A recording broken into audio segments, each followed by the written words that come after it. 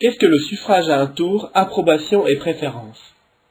Comment se déroule le vote de l'électeur? Tout d'abord, les noms de tous les candidats à l'élection sont présents sur le même bulletin de vote. Dans une colonne J'approuve, en face de chaque candidat se trouve une case à cocher. Devant le nom du candidat numéro 1, idem devant le candidat numéro 2, le candidat numéro 3, et ainsi de suite. De plus, dans une colonne Je préfère, en face de chaque candidat se trouve une autre case à cocher. Enfin, une case à cocher en bas du bulletin permet d'exprimer son refus de tous les candidats. C'est l'équivalent de la prise en compte du vote blanc.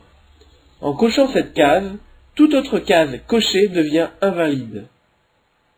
Pour exprimer ses choix, l'électeur dispose d'un crayon tampon et d'un encrier, préféré à un stylo qui pourrait permettre d'identifier l'électeur. L'électeur va cocher dans la colonne J'approuve les candidats qu'il apprécie. Il peut en cocher autant que possible. Ensuite, dans la colonne Je préfère, l'électeur va cocher une seule case au maximum devant le nom du candidat qu'il préfère. Il peut ne pas cocher de case. Comment se déroule le dépouillement? Chaque candidat dispose de 2 lignes de points. La première correspond au vote d'approbation, la seconde au vote de préférence. Si la case de refus n'est pas cochée, chaque case approbation cochée rapporte 1 point dans la ligne approbation du candidat correspondant. Dans notre cas, les candidats 1, 3 et 5 récoltent 1 point supplémentaire avec le bulletin d'exemple.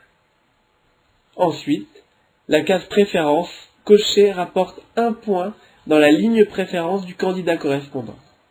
Ici, pour le candidat numéro 3. Les votes de refus sont également comptabilisés séparément. Ils seront pris en compte dans le score final. Une fois tous les bulletins comptabilisés, on commence à reporter les totaux d'approbation et de préférence de chaque candidat. Puis on réalise pour chaque candidat la somme des deux. Dans notre cas, considérons que nous avions 7 électeurs. La première condition de victoire est l'obtention de 50% d'approbation, soit 3,5 voix. Le candidat 3, avec 5 approbations, et le candidat 5, avec 4 approbations, respectent la condition. Les autres sont éliminés. Dans le cas de plusieurs candidats respectant la première condition, les candidats restants sont départagés par le total de leur approbation et préférence. Si aucun candidat ne réunit 50% d'approbation, nous organisons une nouvelle élection avec de nouveaux candidats.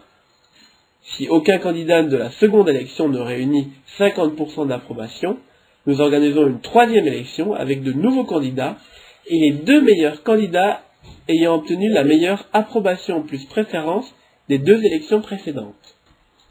Si aucun candidat de la troisième élection ne réunit plus de 50% d'approbation, le gagnant est celui avec le meilleur résultat, approbation plus préférence. Nous pouvons espérer que la qualité des candidats sera suffisante pour permettre un seul tour d'élection. Comparons désormais le suffrage universel à 2 tours avec le suffrage à un tour, approbation plus préférence. Prenons l'exemple d'une élection au suffrage uninominal à 2 tours. Considérons 7 électeurs, répartis entre la gauche, le centre et la droite, qui votent pour 6 candidats. 3 candidats de gauche, 1 du centre et 2 de droite. Les flèches à l'écran indiquent le choix de chaque électeur au premier tour. Les candidats 1 et 5 récoltent 2 voix et arrivent en tête du premier tour avec 28,5% des suffrages. Ils sont donc qualifiés pour le second tour. En 2012, François Hollande a été qualifié avec 28,63% des votes exprimés, donc hors vote blanc et nul, et Nicolas Sarkozy avec 27,18%. Au second tour, les électeurs 3 et 4 qui avaient choisi un candidat éliminé au premier tour décident de voter blanc, tandis qu'un électeur de droite reporte ses voix sur le candidat de droite restant. Le candidat 1 récolte 40% des votes exprimés et le candidat 5 60%. Mais en réalité, le candidat 5 ne récolte que 42,75% des votants. Il est donc rejeté par 56,25% des électeurs.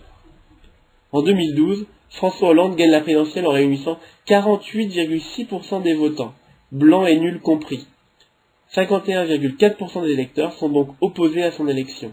ce qui peut paraître incroyable en démocratie. Comparons désormais avec le scrutin approbation et préférence. Commençons par analyser les approbations. Nous avons respecté la logique précédente, les électeurs numéro 3 et 4 n'approuvent ni le candidat numéro 1, ni le candidat numéro 5. Les résultats de l'approbation donnent les candidats numéro 3 et numéro 4 à plus de 50% d'approbation, respectivement 57% et 71,25%. Avec deux candidats sélectionnés, il faut prendre en compte la préférence. Le vote de préférence correspond au premier tour du mode de suffrage universel à deux tours. Les candidats 3 et 4 récoltent chacun une voix et donc 14,25% des votants. Le candidat 4 remporte donc la victoire avec un total de 85,5%, supérieur aux 71,25% du candidat 3. Le candidat 4, qui fut éliminé au premier tour avec le suffrage universel à deux tours, remporte l'élection car il correspondait à une approbation de 71,25% des votants. L'opposition de 28,75% lui permettra de gouverner sereinement. Ainsi, quels sont les avantages du scrutin approbation et préférence? Le scrutin se déroule sur un seul tour si au moins un des candidats est approuvé par la majorité des électeurs. Il n'y a pas de négociation entre partis entre les tours au détriment des électeurs. Le vote blanc est pris en compte au travers du vote de refus pour respecter l'insatisfaction des électeurs.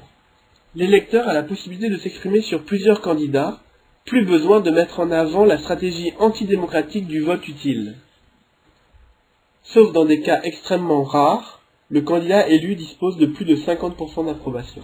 Grâce au mode de scrutin, nous disposons davantage d'informations sur les choix et les désirs du peuple. Il y aura moins de bulletins inutiles dans les bureaux de vote. Soutenez ce mode de scrutin sur le site imagine-2017.fr et permettez à Pierre Schwartz de le défendre sur laprimaire.org.